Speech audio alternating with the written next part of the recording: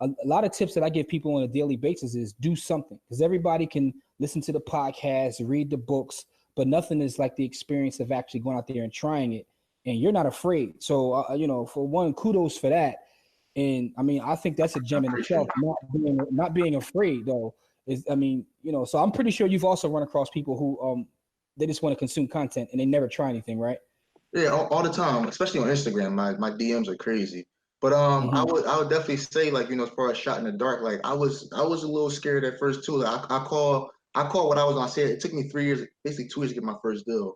I call what I was doing the gym workout, where you start, you stop, you start, you stop, you see a little progress, you stop. So that was me for 2 years. I starting and stopping, and I read a chapter, and I wouldn't read another chapter for like 2-3 months. And after a while, I'm like, man, if you're going to do this, you got to do it. And that's when I started kind of taking them shots in the dark. Like, man, people tell me they're making 20,000 off one deal. Let me see what I can get. So, I take them shots. And, once you take that shot in the dark, you hit something, you're going to keep shooting. Yeah, I remember I worked for a company in Germantown in Philadelphia when I was a young boy and I first got into the real estate game. I worked for a lady named Virginia Messa Realty, right? So, and she taught me a lot. She gave me a lot of game, and I used to get frustrated, like taking shots in the dark, nothing working out. And one day she hit me with the thing. She said, "Well, did you die?" I'm like, "No." She was like, "So why you care?" And once she hit me with that, it kind of changed everything. I was like, "Yeah, you're right." Like, who cares about the whole thing? And you also said swallowing your ego. So that's another gem right there, right? So you got to swallow your ego to get in this game. Right. So that was big for me. That was big for me. I had to really swallow my ego because I'm in school, I'm throwing these parties, everybody, I'm the man, and then I get out of school and it's like I'm back at square one, and I was used to being the man, so let me try to figure out how can I be the man. And to me, real estate was like the best way to be the man because I get to be myself. People I'm seeing, I was following Jay Morrison at the time. He was heavy Burberry and Gucci's, and I'm like, oh shit, that's how I dress. But and that's good you say that though, because that's one thing about like our platform and other platforms is that one of the things we want to highlight is everyday people. So, because representation matters. So there might be somebody watching this or listening to this and hear your story, and that resonates with them because you hustled your way into this game, and now you're doing deals. That's and I'm pretty sure I got my Instagram name. Yeah, the real estate bully. Yeah, there you go. So it's like after you got that first deal, I know that like that was it. You knew it worked because once you realize that it works. I'm not going. How long did it take to go from that though? I'm about to ask you, how long did it take to go from the first one to another one? Not long. I got my first deal 5,500. I was working my job, $50,000 job with Aramark in DC. I got that 5,500. I think Doug had put a 2-week notice on his Instagram. I straight copied and pasted that, put my name and turned it right in. They said, "What you gonna do? You ain't big man. You think you mind? I got the ego. What you gonna do, big man? You think what you gonna do?"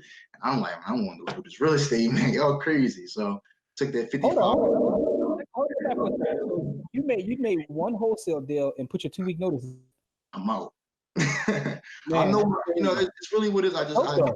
I know my hustle. I was working that job for 12 hours a day, then leaving that one and working 5 and still going home and doing a little wholesale work. So I'm like, oh, shit, if I can get myself 8 to 12 hours in the streets, doing wholesale, I'm like, I can make a nice amount of money. I made 5,500 in 3 weeks, and then turned around 3 weeks later and I made 1,200. And then after that, I made 20. And then this all my first year, by October, I made 75,000 on one deal. Nice, man. That's nice. So things worked out. So basically, that title fits you, the real estate bully. You just hustled your way in the game. So you're a master wholesaler, like and I follow you on Instagram. I watch how much work you put in terms of the letters and all that. So can you talk a little bit about your marketing? Like, how hard do you go in terms of marketing? You even got stuff like, listen, I've been in the game for a long time. I've been in the game 20 years. You even got stuff I was like, yo, that is genius. Like the parking ticket thing to me was the illest thing I think I've seen. Somebody just stole that. Somebody just stole that. That's listen, man. That's a form of flattery, man. Because I ain't gonna hold you. When I saw that, I was ready to steal it. I was like, that's hard. Like I never seen no one do that. Like, and for those who don't know, like in Philadelphia, we have the parking authority who writes you tickets and they look a certain way. But he actually developed his marketing to look like that and put them on people's cars. I thought that was dope. Where'd you get that idea from?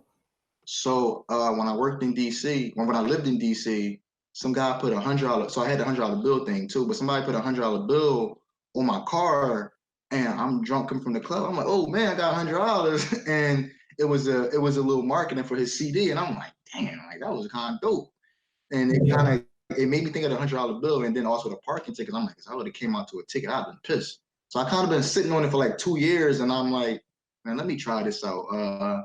We go out middle of the night, we hit a couple hoods.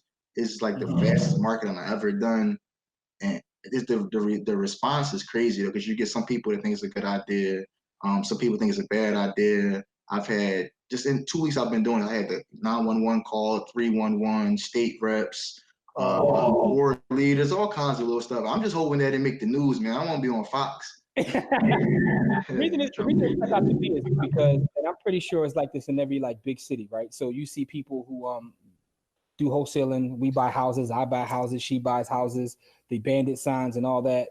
Not that they don't work, because I've seen success with all of them. But at the same time, when you see something different that stands out, I kind of took notice of that. So I thought that was pretty dope.